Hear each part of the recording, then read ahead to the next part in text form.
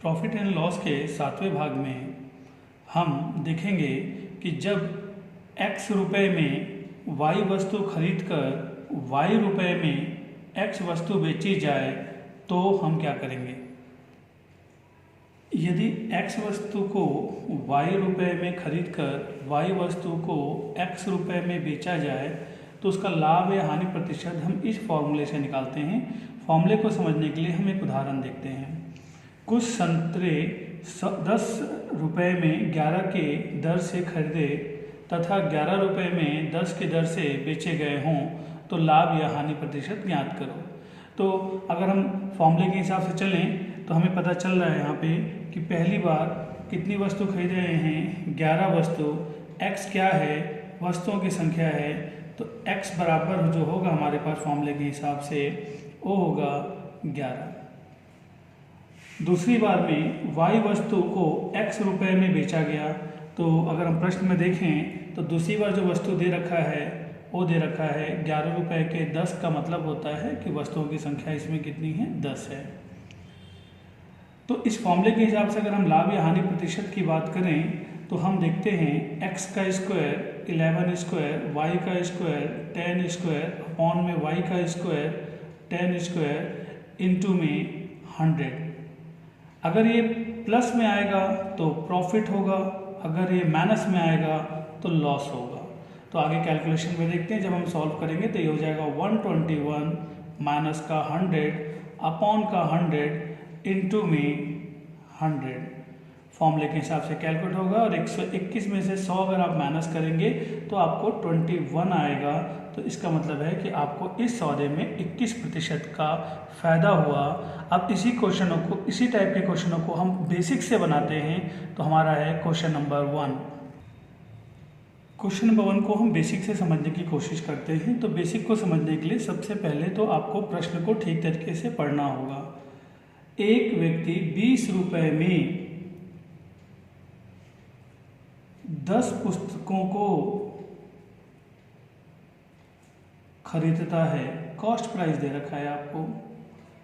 उसी प्रकार से 20 रुपए में 8 पुस्तकों को बेचता है, मतलब सेलिंग प्राइस दे रखा है।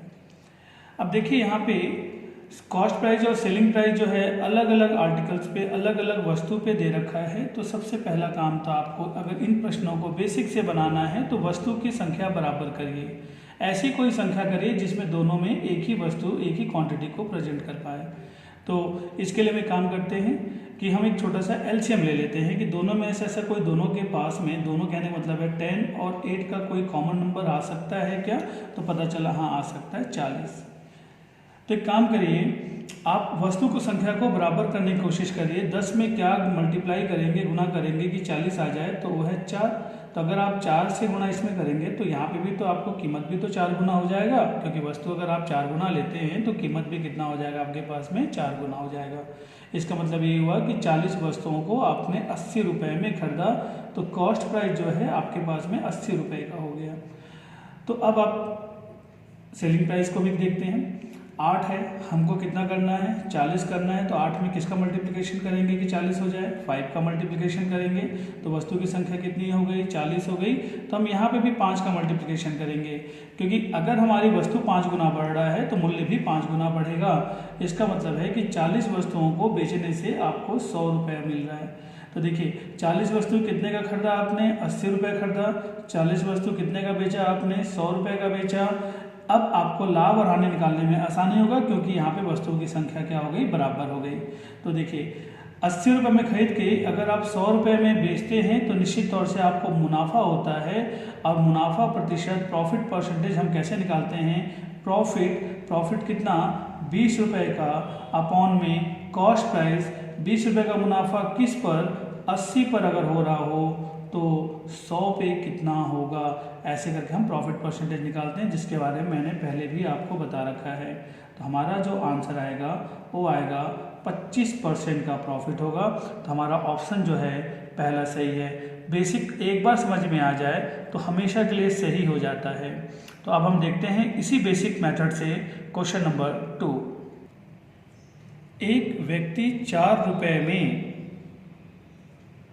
5 पेंसिल खरीदता है और 5 रुपये में 4 पेंसिल 5 रुपये में 4 पेंसिल बेच देता है, तो कॉस्ट प्राइस भी आपको दे रखा है, सेलिंग प्राइस भी दे रखा है, लेकिन वस्तु की संख्या बराबर नहीं है। तो अगर आपको वस्तु की संख्या बराबर करनी होगी तो मैंने आपको पहले बता रखा है कि आपको एक एलसीएम निकालना होगा। 4 और 5 का एलसीएम होता है 20, मतलब आप चाहें तो दोनों को 20 में कन्वर्ट कर सकते हैं। कैसे कर सकते हैं? 5 में क्या मल्टीप्लाई करें कि 20 हो जाए, 4 का मल्टीप्लिकेशन करना है। अगर आपने वस्तु को 4 गुना किया है तो मूल्य भी 4 गुना हो जाएगा। इसका मतलब यही है कि 20 पेंसिल खरीदने के लिए आपको 16 रुपये की ज़रूरत है, तो कॉस्ट प्राइस 16 रुपये आ गया। उसी प्रकार जब आप बेचते हैं 4 पेंसिल 5 रुपये का, तो 20 पेंसिल बेचने से आपको कितना मिलेगा? चूँकि आपके पास में प्रोडक्ट जो है आर्टिकल्स 5 गुना हो रहा है तो अमाउंट भी 5 गुना होगा। तो ये हो जाएगा आपके पास में 5 पंचे 25 रुपया। कहने का मतलब होता है कि अगर आप देखें वस्तु बराबर हो गई, 20 वस्तु 16 रुपये में खरीद रहे हो और 20 ही वस्तु को बेचने में आपको 25 रुपये लग रहा है। क्योंकि वस्तु बराबर हो गई तो क्रय मूल्य और विक्रय मूल्य को आप डायरेक्ट कंपेयर कर सकते हैं। 16 रुपये में खरीदा और 25 में बेचा, तो जो मुनाफा हो रहा है आपको, प्रॉफिट जो हो रहा है यहाँ पे, ये तो कन्फर्म है। तो प्रॉफिट परसेंट कैसे निकालेंगे? प्रॉफिट दोनों का डिफरेंस कितना है? 9 रुपया अपॉन में कॉस्ट प्राइस कितने पर? 16 रुपये पर, तो 100 पे कितना? क्योंकि प्रॉफिट परसेंट का फॉर्मूला मैंने पहले बताया हुआ है, प्रॉफिट अपॉन में क्रय मूल्य गुणे में 100। तो जब आप कैलकुलेट करेंगे तो आप आसानी से इसको कैलकुलेट करने की कोशिश करेंगे तो ये 4 से तो 25 टाइम हो जाएगा, बाकी कैलकुलेशन नहीं हो पाएगा। जब 9 को 25 से गुणा करेंगे तो ये 225 हो जाएगा। जब 225 को 4 से डिवाइड करेंगे तो 4 पंचे 20, बचा कितना आपके पास? 25, 4 छक्के कितना हो गया? 24, बचा 1। तो आप इसको कैसे लिखेंगे? 56 सही, 56 सही, 1/4% का क्या हो रहा है आपको? मुनाफा हो रहा है। तो आपका आंसर हो जाएगा इसका स। अगला क्वेश्चन देखते हैं। क्वेश्चन नंबर 3, एक व्यक्ति 10 रुपये में 12 पुस्तकें खरीदता है। 10 रुपये में 12 पुस्तकें खरीदता है, दैट मीन्स कॉस्ट प्राइस दे रखा है आपको, और 12 रुपये में 10 पुस्तकें, बुक्स की बात हो रही है, बेचता है, मतलब सेलिंग प्राइस दे रखी है। अब आपको पूछ रहा है कितना उसको मुनाफा हो रहा है। तो आप पहला काम करिए, हमेशा की तरह इस प्रकार के क्वेश्चनों में अगर आप फॉर्मूला नहीं लगाना चाहते हैं तो आप वस्तु की संख्या को बराबर करिए। नहीं तो मैंने आपको एक एग्जांपल बता रखा है जहाँ पे आपको फॉर्मूले से भी क्वेश्चन बनाया जा सकता है, लेकिन फॉर्मूले में प्रॉब्लम वही है कि फॉर्मूला आप ज़्यादा लंबे समय तक याद नहीं रख सकते। इसलिए आप कोशिश करिए इस क्वेश्चन को बेसिक से समझने का, क्योंकि जब पुस्तकों की संख्या को हमें बराबर करना है तो उसके लिए आपको एलसीएम लेना पड़ेगा। अगर 12 और 10 का एलसीएम लेंगे ये 60 आएगा। एलसीएम आसानी से लिया जा सकता है और आगे एलसीएम की क्लासेस में इसको और अच्छे से समझाऊंगा। तो 60 एलसीएम आ गया, मतलब अगर हम दोनों में कोशिश करें तो दोनों को हम 60 कर सकते हैं। कैसे? 12 को किससे गुणा करेंगे तो 60 आ जाएगा? 5 से।